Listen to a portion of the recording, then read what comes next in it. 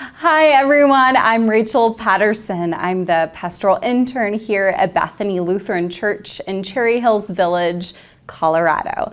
And today I just wanted to have a little conversation with you, a little devotional about the prophet Elijah and about some interesting things concerning his story and his journey as a prophet and how it relates to us today.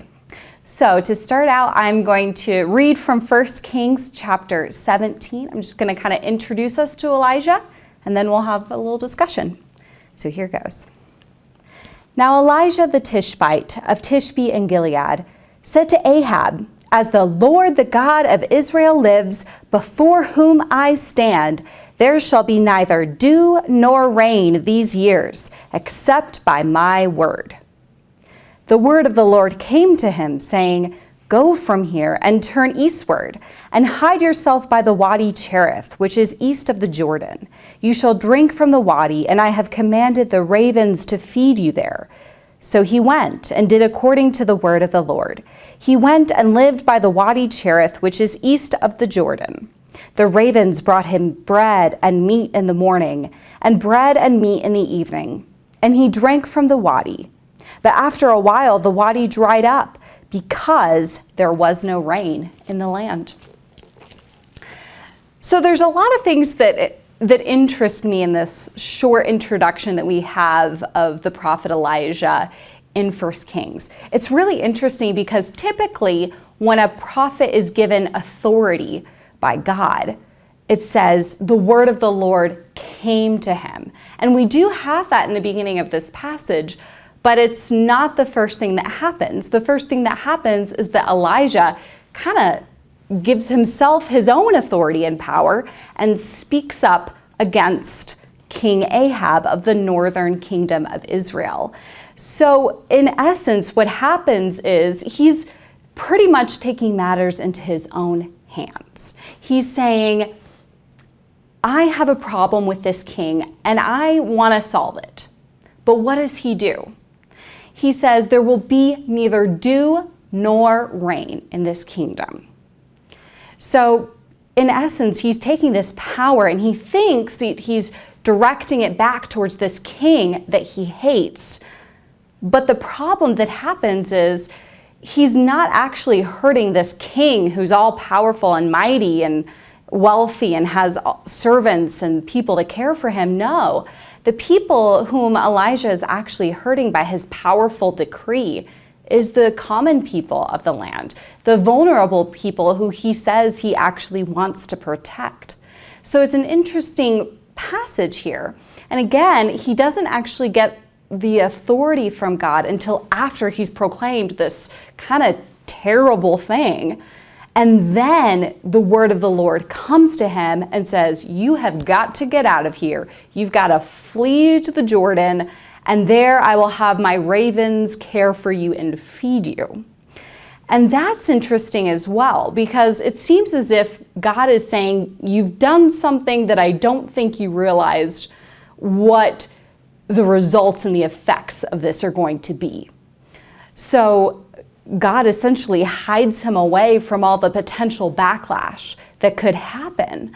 There could be a lot of people angry at what the prophet Elijah has decreed. And so the Lord has him run away and hide. And even in the midst of this time of uncertainty, where Elijah doesn't know what's going to happen because now there's no rain, there's no dew. That's bad for the crops. That's bad for all the farmers of the land. Where are people going to get food? People are starving.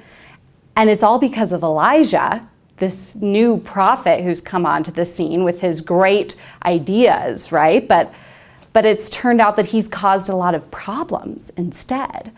And so even in the midst of this turmoil and this fear that Elijah might be feeling, the Lord is still with him. And the Lord provides him with food and water to drink, even in the midst of this drought, even in the midst of this danger.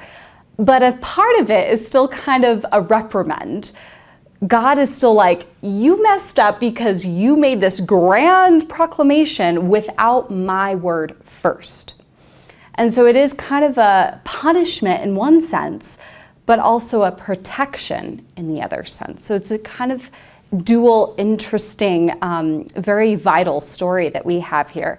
And that's why I think the prophet Elijah is a really interesting character. And I think about our own lives, and I think of myself as a leader in the church, and how sometimes I get carried away by my own feelings and my own, wanting to speak truth to power and promote justice and fight injustice. And sometimes if I don't wait for that word of the Lord to come to me first, sometimes I'm in danger of preaching things that may not be helpful, that may cause more strife and more division and more problems. I think a lot of times we do this when we feel convicted by something that's happening, but we don't sit with it first. We don't give ourselves time to reflect, and we just speak automatically. And so there's a danger there.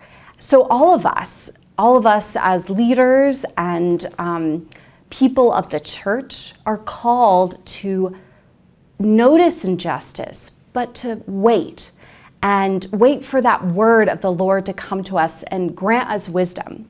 Because I think if Elijah had waited for the word of the Lord to come to him first, he might not have spoken so rashly and created this drought in the land where there is neither dew nor rain. Maybe he would have combated the situation a little bit differently. Maybe he would have talked with the king, Ahab. Maybe he would have gathered more support. Maybe this wasn't the way that God wanted him to speak truth to power. So that's something I think we can always think about when we're thinking about fighting oppressive forces. Sometimes it's good to just take a moment, breathe, and wait for the word of the Lord to speak to us. So for this next part of 1 Kings, so I'm starting with the very beginning of Elijah's story, and now I'm actually going to jump all the way to the end of Elijah's story in 1 Kings, chapter 19. And I'm going to read verses 3 through 11, and then 15 through 16. So this is chapter 19. So Elijah had a lot of struggles with people, especially Queen Jezebel. And you may have heard of her. She's a very complicated person, and she has a lot of her own issues that she battles. And Elijah tries to go up against her and ends up on the run. So I'm going to kind of read a little bit about that and Elijah's story at the end of 1 Kings. Then Jezebel sent a messenger to Elijah, saying, "So may the gods do to me, and more also, if I do not make your life like the one of them by this time tomorrow." Then he was afraid. He got up and fled for his life and came to Beersheba, which belongs to Judah. He left his servant there. But he himself went a day's journey into the wilderness and came and sat down under a solitary broom tree. He asked that he might die. "It is enough now, O Lord. Take away my life, for I am no better than my ancestors." Then he lay down under the broom tree and fell asleep. Suddenly an angel touched him and said to him, "Get up and eat." He looked, and there at his head was a cake baked on hot stones and a jar of water. He ate and drank and lay down again. The angel of the Lord came a second time, touched him, and said, "Get up and eat. Otherwise, the journey will be too much for you." And then later, he said, "Take my life, take it away." But then the word of the Lord came to him, stood before him, and said, "Continue, go." He answered, "I have been very zealous for the Lord, the God of hosts, for the Israelites have forsaken your covenant, thrown down your altars, and killed your prophets with the sword. I alone am left, and they are seeking my life to take it away." Then the Lord said to him, "Go, return to your way to the wilderness of Damascus. When you arrive, you shall anoint Hazael as king over Aram. Also you shall anoint Jehu, son of Nishmi, as king over Israel. And you shall anoint Elisha, son of Shaphat, of Abel Mahalah, as prophet in your place. Whoever escapes from the sword of Hazael, Jehu shall kill, and whoever escapes from the sword of Jehu, Elisha shall kill. Yet I will leave 7,000 in Israel, all the knees that have not bowed to Baal, and every mouth that has not kissed him. So this is a lot. This is kind of a long way to close Elijah's story. But if you heard from that passage, Elijah is afraid. He's afraid for his life. Things have not gone so well for him as a prophet.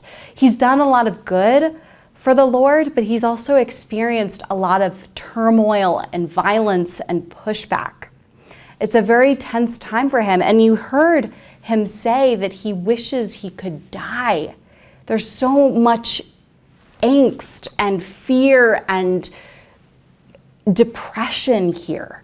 He's despairing. He goes to the wilderness. He doesn't want to be a prophet anymore. He's done. And what happens in this moment of complete just emptiness that Elijah experiences? God sends angels to care for Elijah in this moment of deep pain and sorrow. And again, he's fed by these angels. He has food and water and he's cared for. And God just says, rest, take some time, rest, sleep, eat. You need your strength. So even in the midst of this dark time, God is still present, giving him what he needs. And maybe not all the answers. Maybe God doesn't fix everything in Elijah's life, but God releases him from his role as prophet. God says, if this is enough for you, it's enough for me. Go and rest. Someone new will come into your place. Let someone else fulfill this work. And so then, of course, we have Elisha, who comes in next as prophet and fulfills the work that Elijah started. So I think that what we can take from this very interesting and dynamic story of the prophet Elijah is that sometimes we take on a lot in our lives. Sometimes we take on too much, but through it all, God is with us. God is encouraging us and God is providing for us in small and big ways. And so we never have to feel alone. No matter what is happening, we're not alone. Because Elijah wasn't perfect. He was not a perfect prophet. In some ways, he caused a lot of harm for God's people. But God was still there with him, protecting him, providing for him, and loving him. And God loves you too. Thanks for being with me today.